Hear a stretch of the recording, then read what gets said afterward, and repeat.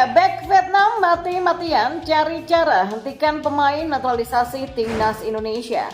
Breaking news, FIFA tolak naturalisasi pemain Liga 1 Indonesia dan yang terakhir, naturalisasi memilih energi pragmatis atau idealis.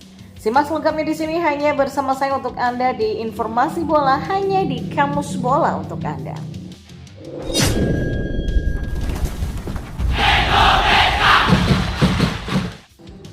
Ya, pemain Vietnam mati-matian mencari cara menghentikan pemain naturalisasi timnas Indonesia. Hal tersebut diakui sang defender Pham Xuan An.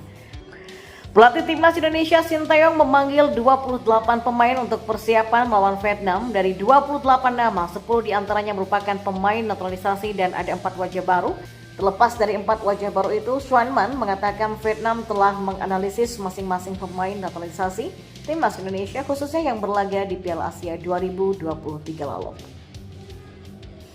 Tim yang dinakodai Philippe Troussier ini menganalisis lewat video pertandingan yang dimainkan para pemain skuad Garuda.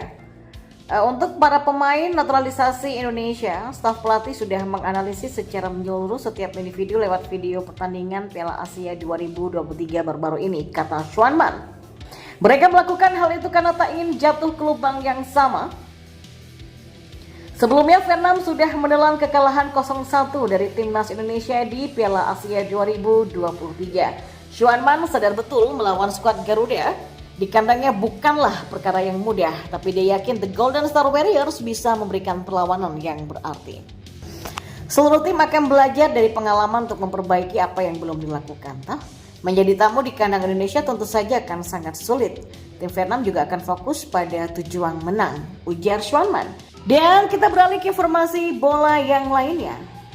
Percayalah, bagi sepak bola Indonesia, naturalisasi pemain sejatinya adalah ikhtiar penghimpunan energi. Ya memang barang tentu ada berhak menilai, energi positifkah atau negatif. Energi yang akan memancarkan cahaya alamiah atau hanya sesaat membersihkan cerca saja. Ya tunggulah 21 Maret nanti. Laga pra Piala Dunia melawan Vietnam di Stadion Gelora Bung Karno akan mengentahkan penikmatan tim nasional Garuda yang berbeda.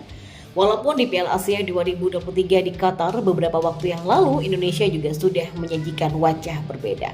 Berbeda? Ya ini untuk memberi aksen lain dari yang biasa disodorkan oleh kanvas sejarah. Media menyebutnya sebagai timnas berwajah Eropa. Dengan hampir semua pilar tim racikan Shin Tae-yong itu dihuni oleh para pemain keturunan yang berdarah benua biru. Sah-sah saja, tapi saya seperti Anda yang merindukan kejayaan sepak bola nasional tentu senang-senang saja menyambut tim yang lebih menjanjikan ketangguhan untuk bersaing. Sah-sah juga kalau ada warga negara keturunan dan diaspora yang memilih kewarganegaraan dan mendapatkan paspor Indonesia. Bukankah itu adalah asasi mereka toh? Pun realitas kebinekaan Indonesia menyodorkan filosofi kehidupan yang membuka peluang para putra berdarah negeri ini untuk berkiprah, untuk mengunjuk keindonesiaan. Ya, ketika tugas negara sepak bola memanggil, apa salahnya mekanisme naturalisasi menjadi bagian dari jawaban toh? Lalu dari satu dan lain hal yang memancarkan energi positif kontributif, apa yang kemudian menimbulkan sisi negatif? Ya, pada sisi lain boleh saja kita bicara soal kesempatan atau semangat local pride, produk kompetisi atau euforia cara. Nah, menurut saya timbangan sikap ngono yang ngono ning ojo ngono itu patut dijadikan parameter dalam proyek naturalisasi pemain bola. Naturalisasi ya naturalisasi, tapi diksi tapi ini berkonotasi agar proyek itu tidak bergerak dengan masivitas tanpa batas, tidak dengan mengabaikan produk kompetisi liga domestik, tidak menafikan talenta-talenta lokal yang punya impian mengenakan jersey tim nasional. Lalu dengan pilihan naturalisasi pemain itu, apakah Coach Shin Tae-yong merasa tak punya ide yang lebih natural untuk memacu kualitas timnas Indonesia? Hanya jalan pintas itu bisa, dan inilah realitas kesepakatan untuk menempuh cara antara otoritas sepak bola nasional dengan kewenangan negara. Lalu apakah Shin Tae-yong sadar jika talenta-talenta terbaik Liga Indonesia tidak cukup representatif untuk bersaing di level internasional, termasuk di region terkecil Asia Tenggara? Apakah dia punya visi bahwa naturalisasi hanya batu loncatan untuk memacu pengembangan talenta lokal? Shin Tae-yong memang nyata terbuka menerima talenta-talenta pemain keturunan, bahkan dengan kepanjangan mata dan telinganya memburu mereka di sejumlah liga Eropa.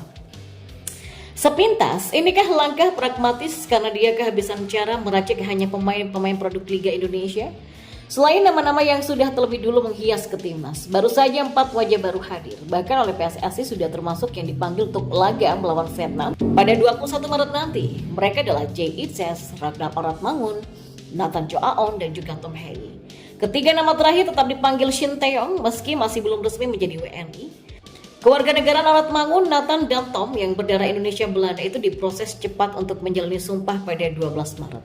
Mereka akan melengkapi skuad Eropa Elkan Beger, Jordi Amat, Justin Hapner, Sandy Wells, Shani Patinama, Ivar Jenner, Rafael Lusrig, dan Mike Locke.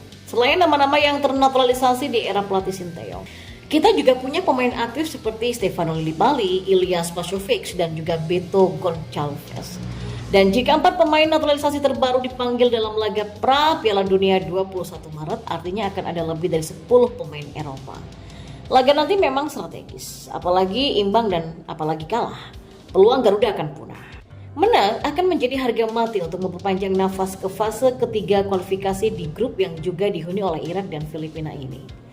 Nah, tudingan pragmatisme PSSI dan Shin Tae-yong tentu bukan tanpa alasan. Ketika jalan pintas menjadi sebuah pilihan di tengah kesulitan bersaing termasuk di Asia Tenggara, bagaimana kesempatan berkembang bagi pemain produk lokal jika ruang kesempatan di elit timnas menjadi makin terbatas karena didominasi oleh produk naturalisasi?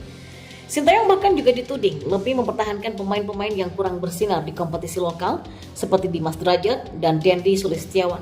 Sementara dia mengabaikan pemain matang yang tampil meyakinkan seperti Stefano Lillipali. Dan pada sisi lain, bukankah nyatanya pelatih asal Korea Selatan ini memberikan kesempatan yang luas kepada para pemain muda seperti Arkan Kaka, Rafael Lusrig, Hoki Caraka, Ramadan Sananta, Marcelino Ferdinand, Yakob Sayuri, Rizky Ridho, Witan Sulaiman, dan Pratama Arhan. Ya, bagaimanapun, program pembinaan timnas yang bergulir tetap kita percaya sedang mencari muara yang memastikan tentang pilihan jalan, mengkolaborasikan antara nilai-nilai idealisme pembinaan dengan realitas kebutuhan pragmatisme. Ya, kita hargai dan sambut kehadiran Ragnar Oratmangun dan kawan-kawan. Karena bagaimanapun, itu adalah hak mereka untuk memilih kewarganegaraan dan memberikan sumbangsih lewat sepak bola. Pada sisi lain, PSSI tentu harus menguatkan visi, yaitu tertantang untuk memetakan dan mengurai persoalan bagaimana mengupgrade kompetisi liga ke arah mutu yang mampu melahirkan produk-produk unggulan. Juga menjadi etalase agar talenta-talenta liga memiliki manet untuk dilirik liga-liga yang berkualitas di atas Liga Indonesia. FIFA menolak naturalisasi pemain yang berlaga di Liga 1 Indonesia dan inilah menjadi kabar buruk menjelang kualifikasi Piala Dunia 2026 zona Asia yang kembali bergulir pada Kamis 21 Maret 2024. Sejumlah timnas di sejumlah negara termasuk timnas Indonesia belakangan ini gencar melakukan naturalisasi para pemain. Tujuannya tak lain agar kekuatan timnas negara tersebut menjadi lebih kuat. Ya, naturalisasi dilakukan pada pemain yang punya darah keturunan negara yang akan diperkuatnya. Timnas Indonesia misalnya, jelang pertandingan kualifikasi Piala Dunia 2026 zona Asia menghadapi Vietnam, PSSI melakukan naturalisasi sejumlah pemain. Mereka adalah Jay Itzes, Nathan Choa On, Martin Paes, serta Tom Hei dan Ragnar Oratmangun. Bahkan kelima pemain tersebut dipanggil dalam pemusatan latihan Timnas Indonesia yang akan mulai berlangsung pada Minggu 17 Maret. Naturalisasi pemain juga dilakukan oleh timnas Kamboja, namun bedanya Kamboja tidak tampil di kualifikasi Piala Dunia 2026 zona Asia setelah tidak lolos di babak pra-kualifikasi. Bedanya lagi, naturalisasi yang dilakukan Kamboja terhadap Privat Mbarga, pemain yang memperkuat tim Liga 1 Indonesia, yakni Bali United, tidak berjalan dengan lancar. FIFA dikabarkan menolak permohonan naturalisasi dari Privat Mbarga.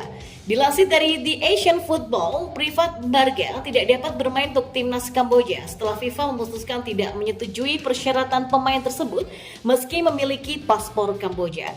Privat lahir di Kamerun pada 7 Januari di tahun 1992. Dia sudah menghabiskan sebagian besar karirnya bermain di Kamboja yang membuatnya memenuhi syarat untuk mendapatkan kewarganegaraan Kamboja. Setelah membela sejumlah klub di Kamboja, pemain berusia 32 tahun ini direkrut Bali United untuk tampil di Liga 1 Indonesia sejak Desember 2021. Penolakan FIFA terhadap naturalisasi Privat Mbarga membuat Federasi Sepak Bola Kamboja atau FFC bereaksi. FFC menghubungi FIFA secara langsung serta bekerja dengan pengacara olahraga. Ya, tapi memang FIFA masih belum menyetujui pengajuan itu untuk bermain bagi Kamboja. Tulis di Asian Football yang dikutip pada Sabtu 16 Maret 2024. Dan di informasi bola yang terakhir,